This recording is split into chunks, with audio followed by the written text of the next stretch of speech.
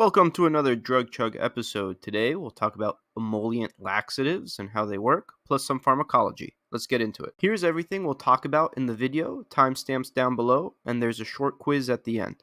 To first understand emollient laxatives, let's do a quick overview. So what are emollient laxatives? Well, we could break down these words. Emollient can mean softening, like a lubricant kinda. Laxatives make you go.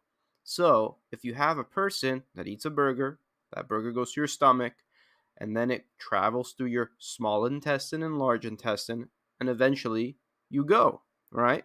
So, an emollient laxatives helps you go. Specifically, it softens the stool so that you could pass the stool a lot easier.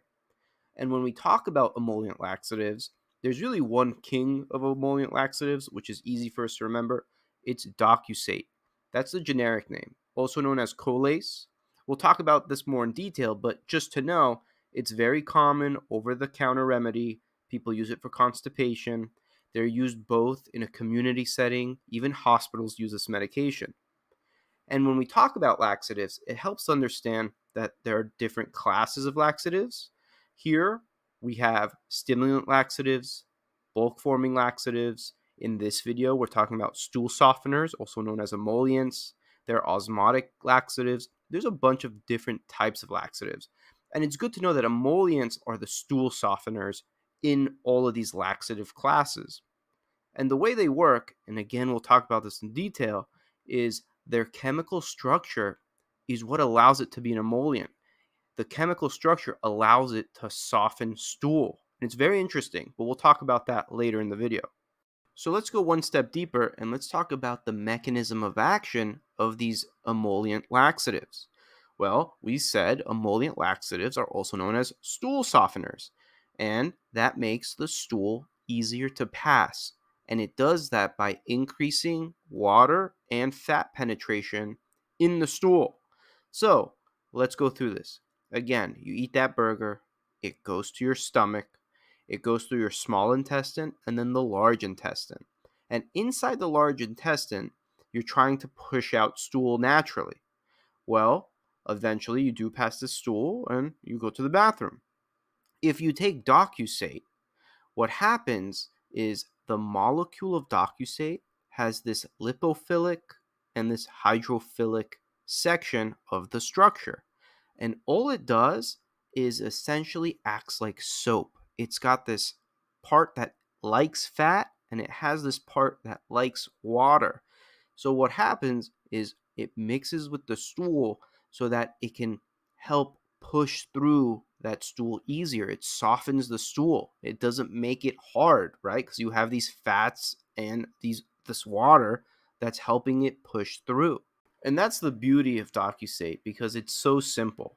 And all you got to know is it basically acts like soap to help push through that stool. And some cool pharmacology notes. Remember, it is stool softening only.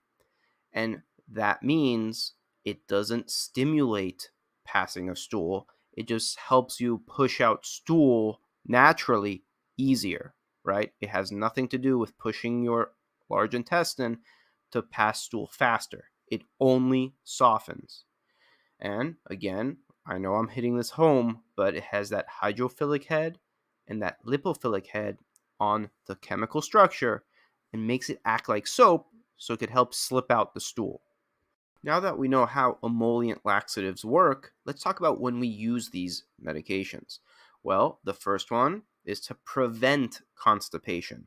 This is before you become constipated. And there are some specific times we want this.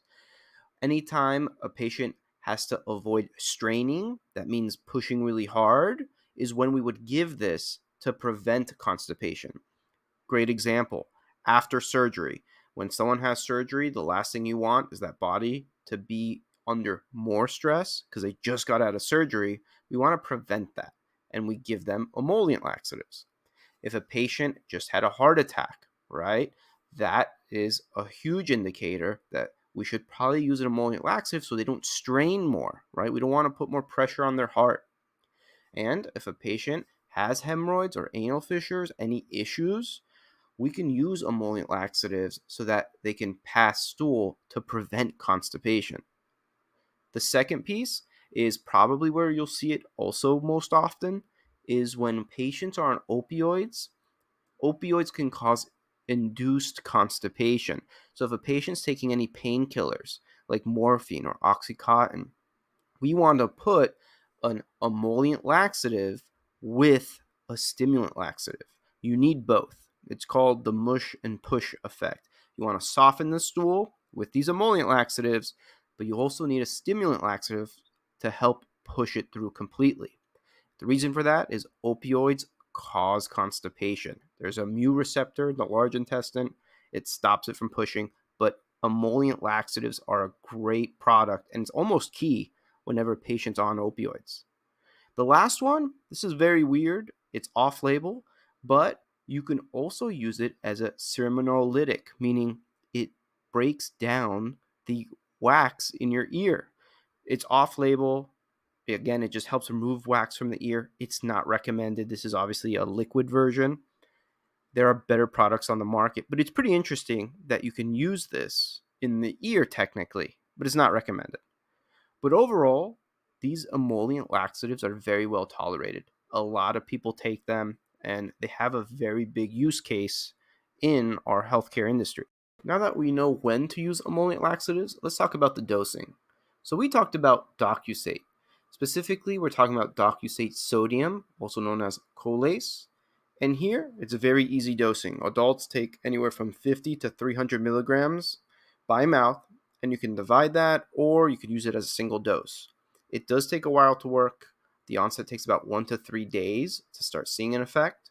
Or you can use the rectal version, the suppository, and that's 50 to 100 milligrams, and that's as needed. It works way faster. It works within 6 to 12 hours. There is another product that's Docusate calcium. It's just a different salt. So instead of sodium, it's calcium, and that dose is higher. It's 240 milligrams by mouth daily. And in general, we want to look at any dosing information that we need.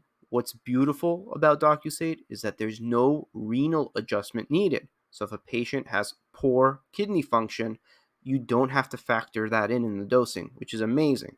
Let's get into the side effects that we could see when we take emollient laxatives. Well, the first one, anytime you take laxatives in general, you may see abdominal cramps, right? Anytime you're messing with that large intestine, there's a big chance that a patient might start feeling those cramps. The second thing is if they take too much of the medication, it could push them from being constipated to having diarrhea. And that makes sense. If you take more laxatives, specifically emollient laxatives, it can push you to have diarrhea. The third thing here is a little bit different. It's specific to Docusate. You could have some throat irritation if you take that liquid version. That's why most of the time it comes in tablets and capsules. But for children, if you do take the liquid version, it could irritate the throat. And the last thing is very rare. This is lipid pneumonia. It only happens when you're taking Docusate with a mineral oil. If you take both of those together, the Docusate will increase the absorption of the mineral oil, which is something we don't want. And because it absorbs more mineral oil, there's a chance that it will cause that lipid pneumonia.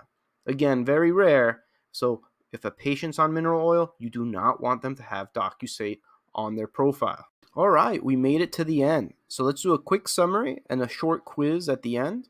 So we talked about emollient laxatives. Specifically, we said they're stool softeners.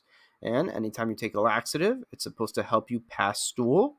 And specifically, it softens the stool, so it's easier for someone to pass the stool. And the way they worked was in that large intestine.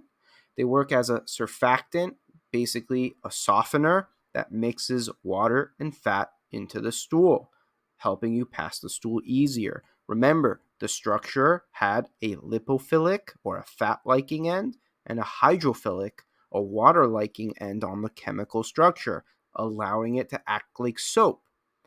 When do we use these emollient laxatives? Well, we talked about acute constipation, so we use it to prevent a person having constipation. We talked about some scenarios like post-surgery, post-MI. We also use these drugs in opioid-induced constipated patients, so patients taking painkillers. We will add an emollient laxative along with a stimulant laxative to help them push the stool. We also talked about how they can be used in the ear to break down that earwax. It's not common, it's off label, it's not recommended. There are other products. It's just cool to know. Specifically, we talked about Docusate, Colace. We talked about the dosing. We know that there's an oral tablet. We know there's a rectal version too if you want to use a suppository. The big key was that there is zero kidney function requirement. So basically, you can use them in your renally impaired patients. And then we talked about the side effects, right? We said it can cause abdominal cramping. If you take too much, it could cause diarrhea. If you take the liquid version in children, it can irritate the throat. And the rare one is it can cause lipid pneumonia if the patient is taking mineral oil and this emollient laxative. So now let's take a short quiz to see what we retained. Question 1. When would we use an emollient laxative?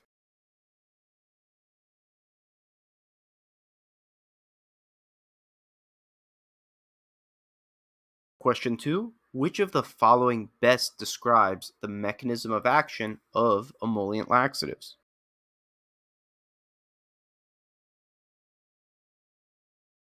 Question 3. Which of the following is a unique adverse effect associated with Colace if the patient's also taking mineral oil? Question 4. What can be said about a patient taking Docusate but has impaired kidney function?